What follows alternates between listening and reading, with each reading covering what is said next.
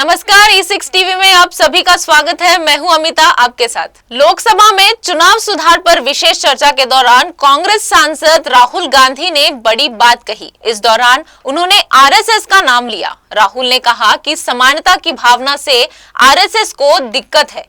RSS ने संवैधानिक संस्थाओं पर कब्जा कर लिया। इसके बाद स्पीकर ओम बिरला ने उन्हें टोका और कहा कि चुनाव सुधार पर चर्चा कीजिए। LOP का मतलब ये नहीं कि आप कुछ भी बोले।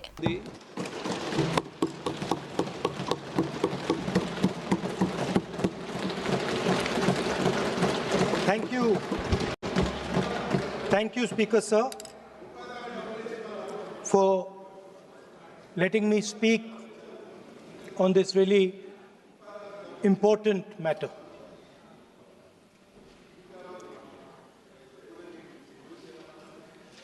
Speaker sir, have you ever wondered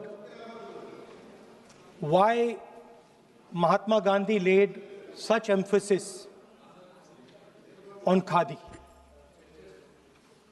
Why was it that he framed the entire Indian freedom struggle around the concept of khadi? And why is it that he only wore khadi? Because khadi is not just a cloth. Khadi is the expression of the people of India. It is the imagination, it is the sentiment, it is the productive force of the people of Aaj pehna hu khadi.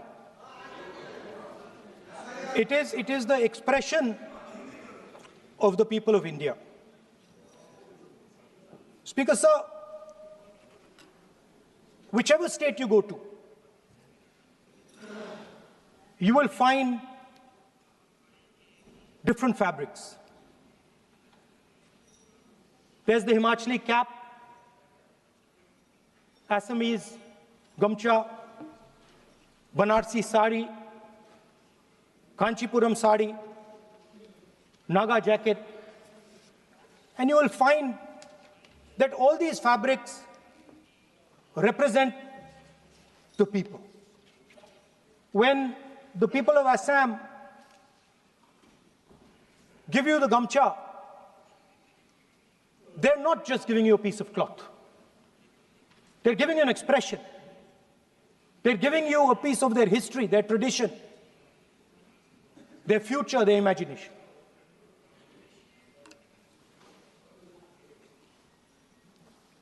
It's the same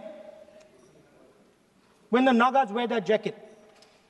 When they come and see us, they make us wear the jacket because they want us to be embraced by the fabric. But Speaker sir, these fabrics are beautiful. But if you look slightly deeper and you look closely at the fabric, you will find that each one of them has thousands of little threads embracing each other. A Kanchipuram sari might have a golden thread, but the golden thread means nothing without the green thread or the yellow thread near it. The other thing to notice about the sari or any other fabric is that all the threads are equal. No one thread is superior to another thread. They all come together. The threads cannot protect you. The threads cannot keep you warm. But when they come together as a fabric, they can keep you warm, they can protect you, they can express what you have in the heart. Speaker sir, in the same way, our nation is also a fabric. It's a fabric made up of 1.4 billion people, and the fabric is woven together by the vote. Let me repeat it. It is a fabric of 1.5 billion people. And it is woven together by the vote. Everything that we see. In fact, this house where I'm standing today, the Lok Sabha, Rajya Sabha, Vidhan Sabhas across the country, Panchayats across the country, none of them would exist if the vote did not exist. We talk with great pride about HAL, BHEL, ONGC, Tejas, Chandrayaan. We have a list of things we say. Not one of those would exist without the vote.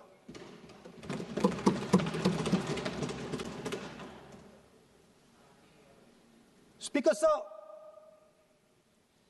it is the idea that every thread, every person in the Union of India is equal that disturbs my friends in the RSS. They are happy to see the fabric, but they cannot stand the idea that every single person in the fabric of our country, regardless of what religion they come from, regardless of what community they come from, regardless of what language they speak, should be equal. Because they fundamentally do not believe in equality. They believe in a hierarchy, and they believe that they should be on top of that hierarchy.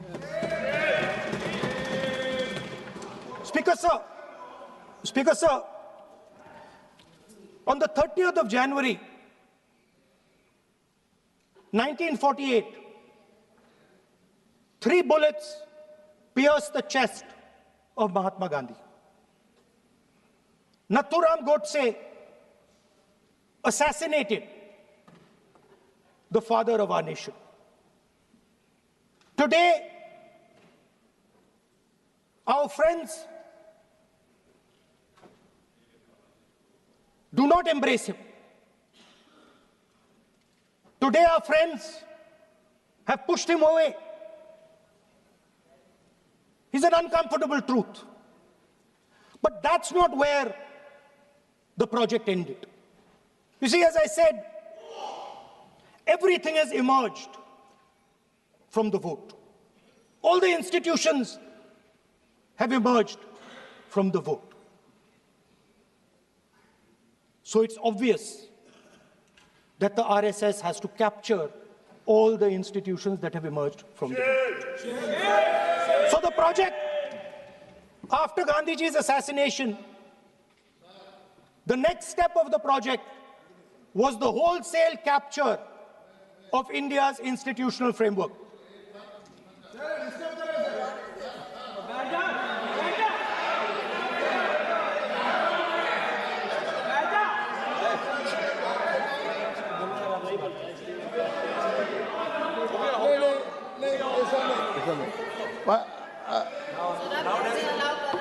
So what is this, sir?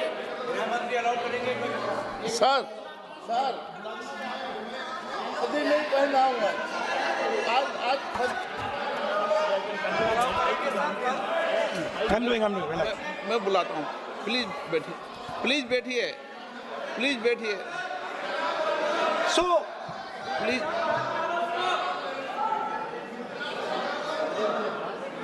sir, आप बोले पर हाथ मत जोड़े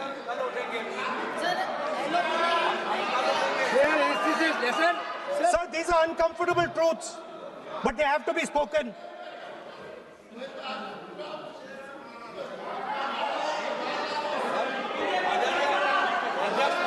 कितना खाती पैसे थे थोड़ा बता दे So these are uncomfortable truths, but they have to be spoken. My friends don't like the connections I'm making. They're disturbed by them. It's obvious.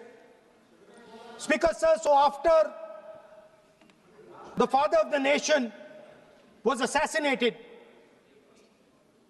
his vision of an equal India of in India where institutions belong to the people had to be destroyed. And so the process started, and the RSS attempted to capture one institution after the other. And I will give some examples so that it is crystal clear that this is the case. Everybody knows how vice chancellors are placed on top of Indian universities today. Every single person knows this. You go to any university, you speak to any youngster in India, he will tell you that it does not matter whether the professor has qualifications. It does not matter whether the professor has a scientific temperament. The only thing that matters is the professor belongs. माननीय सदस्य, एक minute, माननीय सदस्य, चुनाव सुधारों पर चर्चा हो रही है। सर, ये मैं उसी पे कर रहा हूँ सर। आप किसी भी संगठन का नाम जो इस हाउस में उसका नाम ले लें। LOP है तो इसका मतलब ये नहीं है। LOP का मतलब नहीं, आप जनरल बात बोलो।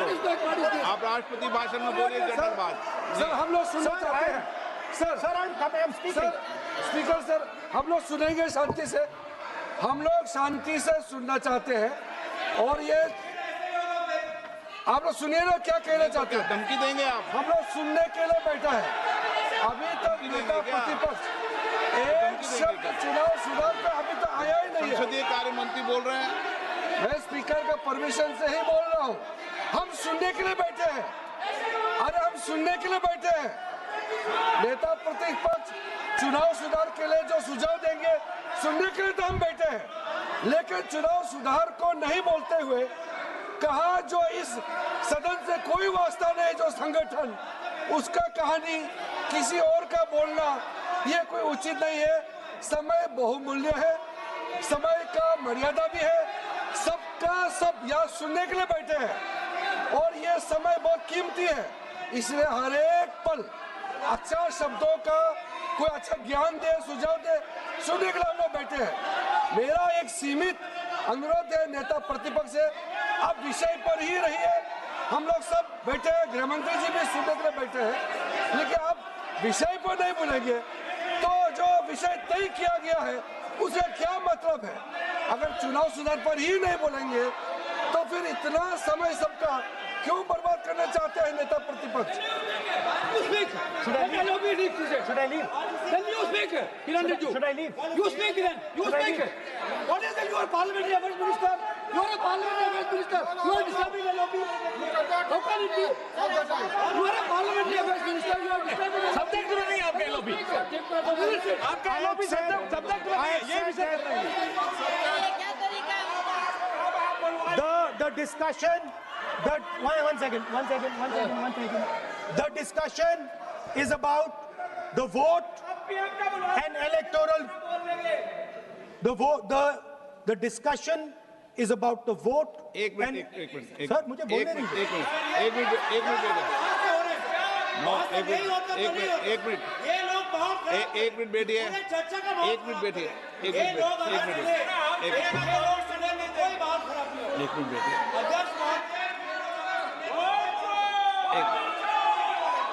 एक मिनट एक मिनट बैठिए। माननीय सदस्य, मैं बैठे बैठे अनऑफिशियली बोल रहे हैं, उस विषय बोल रहे हैं। सदन की गरिमा को बनाए रखें। आसन को चुनौती देने का प्रयास मत करिए, ये ठीक नहीं है। Speaker sir, I want to make it very clear. Please. Speaker sir, I want to make it very clear. The discussion is about votes. The discussion is about the stealing of votes. The discussion is about the S.I.R. and I am framing my discussion about votes. Yes. And what is happening here is patently unfair. I am not being allowed to speak. I am being disturbed, and I put my protest here. I have done absolutely nothing wrong. I am talking about the subject. In order to capture the vote, you have to capture institutions. I am saying that institutions of India are captured, and I will come to the point, which is Election Commission is captured. So, the project of the RSS was to capture the institutional framework of the country. And I said how the education system has been captured. Vice Chancellor after Vice Chancellor after Vice Chancellor is placed not on merit, not on capability, not on scientific temper, but on the fact that he belongs to a particular organization. Second capture, which helps in destroying democracy, the capture of the intelligence agencies. We have the Home Minister sitting here, the capture of the CBI, of the ED, of the Income Tax Department. And the systematic placement of bureaucrats who favor their ideology and attack the opposition and anybody who chooses to oppose the RSS. That is the second institutional capture. And the third there are many more. I can go on. And the third institutional capture. What is this?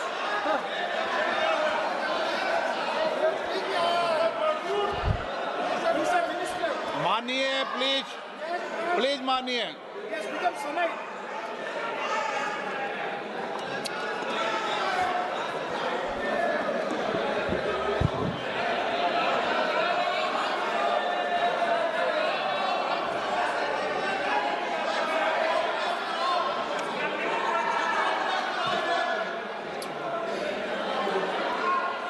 And the third election, the third capture of the institution that directly controls the election system of our country, the Election Commission. Now, I'm not saying this without proof. I have put forth adequate proof about how the Election Commission is colluding with those in power to shape the elections. But I want to ask three questions first, which will make it very clear that the BJP is directing and using the Election Commission to damage India's democracy. The first question, why is it that the CJI was removed from the selection panel of the Election Commissioner? What motivation could there be to remove the CJI? Do we not believe in the CJI? Of course we believe in the CJI. Why is he not in that room? I sit in that room. It is so-called a democratic decision. On one side, Prime Minister Narendra Modi and Mr. Amit Shah. On the other side, the leader of the opposition. I have no voice in that room. What they decide is what happens. So the first question, why is the Prime Minister and Amit Shah so keen on choosing exactly who the Election Commissioner is going to be? Second question, and even more devastating question, no Prime Minister has done this in the history of India. In December 2023, this government changed the law. They changed the law to make sure that no election commissioner could be punished for any action they take while they are election commissioner. Yes. Immunity. Why would the Prime Minister and Home Minister give this gift of immunity to the election commissioner? Why would they need to give this tremendous gift that no Prime Minister has given ever before to the election commissioner? Yes. Mr. Shah is looking into the ceiling. Maybe he will answer this question when he speaks. And finally, why was the law with regards to CCTVs and the data that they contain changed? Why was a law put in place that allows the Election Commission to destroy CCTV footage 45 days after the election? What is the need? The answer given is it is a question of data. It is not a question of data. It is a question of stealing the election. what is the result of this institutional capture? What is the result of controlling the Chief Election Commissioner and the Election Commission?